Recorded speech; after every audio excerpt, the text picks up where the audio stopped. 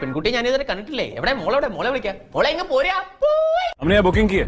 Welcome come come ആയിക്കോട്ടെ मैं തേക്കപ്പെട്ട സുന്ദരി ദാമോദരം പിള്ളை കേരള से എന്ന് വെച്ചാ मैं തേക്കപ്പെട്ട സുന്ദരി ദാമോദരം പിള്ളை കേരള से भी तो साथ में मरी थी मनु ने നീ എന്താണ് പറയുന്നതെന്ന് നീ അറിയുന്നില്ല. കേരള മലയാളം മോഹൻലാൽ എന്നെ ഒരു തരത്തിലും ജീവിക്കാൻ സമ്മതിക്കില്ലല്ലേ? ഞാൻ സൂട്ട് ആകാതെ മുന്നേ പറഞ്ഞതാ ചേട്ടാ.